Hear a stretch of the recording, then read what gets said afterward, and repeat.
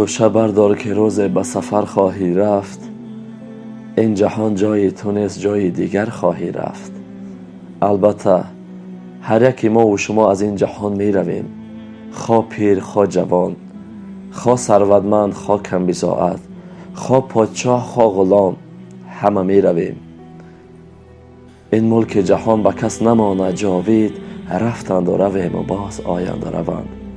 همه ما و شما از این جهان می رویم. باید کاری کنیم که به رفتن خود پشیمان نشویم. این جهان جای کشت است، در اینجا می کاریم، در قیامت حاصل می برداریم. السلام علیکم و رحمت الله و برکاته. دعاگو هستیم که خداوند همیشه سربلند باشین. با شما سلامتی، برکت، رحمت الله را خواهان هستیم. یک مادر چند روز پیش به ما مراجعت کرده بود.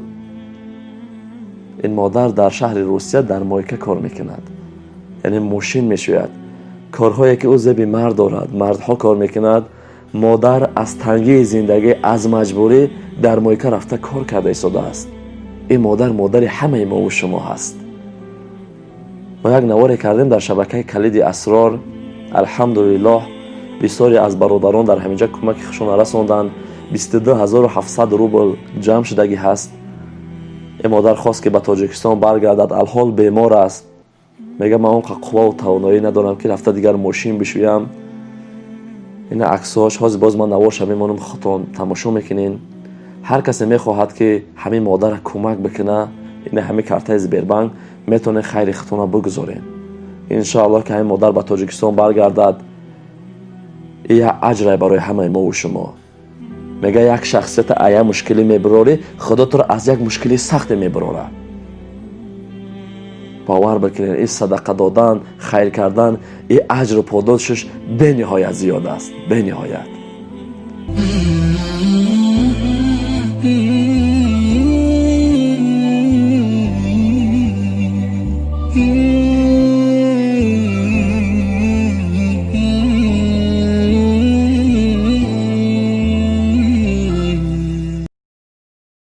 خب برادرای عزیز، یک شبکه را بهراتون معرفی میکنیم. در اون شبکه صفحه قاری یاسین 11 ساله میشود. شاگردمون همان قاری یاسین که در آزمون قاریا اشتراک کردگی هست. سلکش در زیر همین ویدیو حتما در اومده آبونه بشین، دستگیری بکنین و نوارش تماشا بکنین. بسیار صدای فارم و دلنشین دارد. سلکش در زیر همین ویدیو حتما در اومده آبونه شوید. همین کارت سبربانک با نام محمد صالح نورعلیویچ.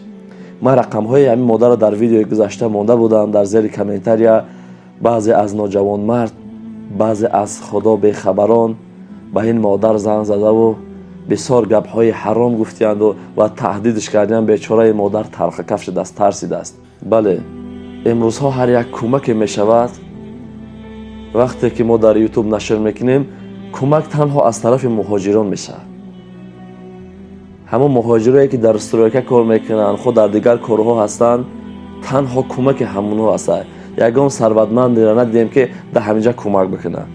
خصوصا همین ویدیوهایی که من میکنم کمک طلب میکنم، فقط مهاجرای خوشون در مشقت و عذاب هستند، باز دستی خیرشون میرسونن. اول دعا میکنیم که خداوند کلی مهاجرا را در پناهش نگه بداره و در کسب و کارشون برکت عطا بفرماید. چون هر یک کاری خیری می شود اول دست مهاجرا میرسه. خدا از نیت و از قلب ما و شما با خبر. باوری دارم که هر یک کدام شما ایروی دلسوزیتون به خاطر خدا شما در اینجا خیر کردین.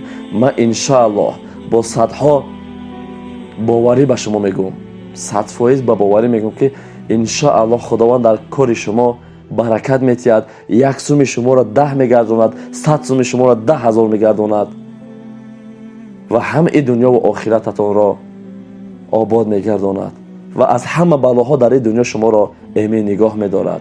از همه مشکلات شما را خداوند میبرارد و در قیامت هم ان شاء الله در زیر عرش خدا، در سایه عرش خدا قرار خواهید گرفت. روز قیامت بسیار روز دهشتناک است. میگه انسان از عرق بدن خودش تگ آب میشود از گرمی روز قیامت. شخصی که صدقه و خیر میکنه در دنیا، انا همین صدقه و خیرش روز قیامت سایبانش میشه. سایبانش میشه. خب کسی که همین مادر کمک کردن میخواه، این همی کارتای زبیربنک کمک خودتون برسونین. خیلی وقت زندگی ما گره میخوره، مشکلی، حتی بیماری میشه با استغفار علاج کرد. خیلی وقتا بیماری میشه با استغفار علاج کرد، با صدقه علاج کرد. چقدر ما پول به دکتر میدیم که شفا پیدا بکنیم. یه مقدارش صدقه بدید تو سختی، وقتی بیمار میشی صدقه بدید. بیماراتون رو با صدقه، علما میگن وقتی مشکل میاد تو زندگیت برو مشکل دیگران رو حل کن. تا زندگیت گره میخوره برو گره کسی دیگر رو باز کن که گرهت برا فاصله باز خواهد شد. پیامبر صلی الله علیه و سلم فرموده خواهش بکنه تاجر از فقیر تا یه چتری بهش بده رو سرش بزنیم تا آفتاب. شاید حافظ بگی همچی حدیث از کجا آوردی تو کدوم حدیثی پیغمبر امر کرده صلی الله علیه وسلم که تاجر بره خواهش از فقیر بکنه در خونه فقیر بگه یه چتری به من بده تا رو سرم بزنم که آفتاب خیلی سوزانه، خیلی هوا گرمه؟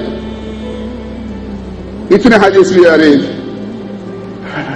پیامبر صلی الله علیه وسلم میفرمایند که تاجر روز قیامت زیر سایه صدقه شرکت میکنه. تاجر مسلمان روز قیامت زیر سایه صدقهش در دنیا حرکت میکنه. صدقه باید کی بگیره تا چتر بدن به تاجر؟ صدقه آدم به تاجر میده؟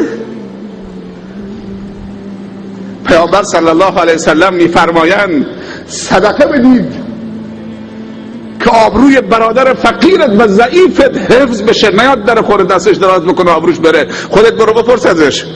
صدقه بدید قبل از این که روزی برسه مال دست میگیری در خانه فقیر میزنی، در باز میکنه، سلام علیک میکنی، جوابت میده، بعد میگی برادرم برات خیر آوردم، صدقه آوردم. برادر فقیر برمیگرده میگه اگه دیروز آورده بودی من نیاز داشتم، امروز خدا نیاز منو برطرف کرده، مال خودت باشه. خدا اون روز نیاره که تاجر مالش رو دستش باشه در خانه فقیر بگرده، فقیر نباشه ازش تحویل بگیره، یه چتری به سرش بزنن روز قیامت.